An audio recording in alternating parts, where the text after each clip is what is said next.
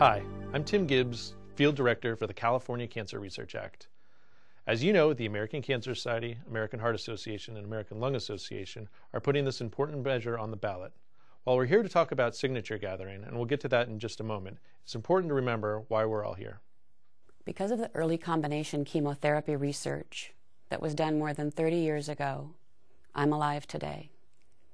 I'm a 32-year survivor of acute myelogenous leukemia. When I was diagnosed at age 20, my goal was just to see my 22nd birthday. Well, I'm 28 years old now, and I am a 3-time cancer survivor.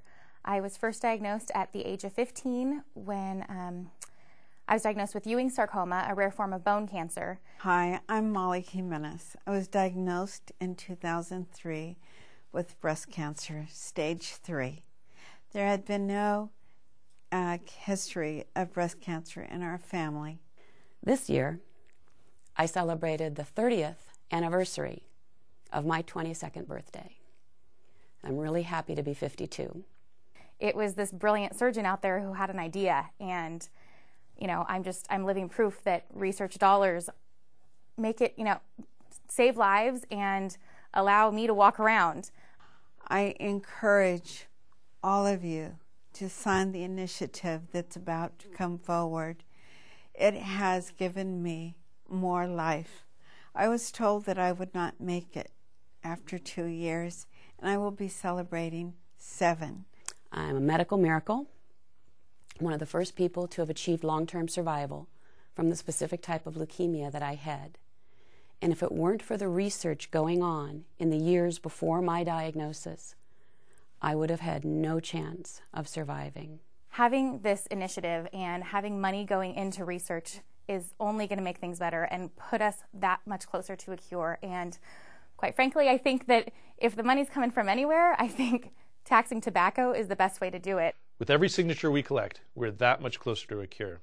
And that's what we're here to talk about. We're going to give you everything you need to be a successful petition gatherer. As you probably guessed by now, it starts with a positive attitude. It's important to maintain eye contact and a high energy demeanor. Don't worry about arguing with someone. If they don't want to sign our petition, it's not worth our time. It's important that we maintain a sense of humor and have a good time out there. You'll be working in teams of 2 to 3 in a format in what we call the barker and the tabler. The barker draws attention and gets people to notice our table. The tabler handles the nuts and bolts of getting a proper signature. The first step is for the barker to make the ask. Start by approaching the voter and getting their attention. Hi, I'm Lori. I'm a volunteer with the American Cancer Society. We need your signature to help save lives. Are you a registered voter? If they are, we can go straight to the close. If they're not, tell them that we have voter registration cards available. Now let's talk a little bit about the close. Getting the voter to agree to sign our petition. Be simple and be direct. You can help save lives, keep California's anti-smoking program strong, and safeguard tax dollars. Will you sign our petition to put the California Cancer Research Act on the ballot? Some will say yes, some will say no. And a few will even ask for more information. For those that want more information, tell them the California Cancer Research Act could save the life of someone you love by providing $500 million a year for cancer research. Will you join the American Heart Association, the American Lung Association, and the American Cancer Society and sign to put the California Cancer Research Act on the ballot? Now let's look at the signature gathering process itself. This is where the role of the tabler becomes extremely important.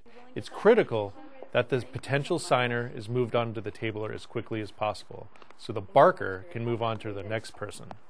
First, reconfirm that the person is a registered voter. Next, be sure to check that the person is registered in the county that's listed in the upper corner of the petition. Each signer must sign their name as it appears in their voter registration. The person must print their name and address completely, legibly, and by their own hand. You may not fill it out for them. We're almost done, but not quite.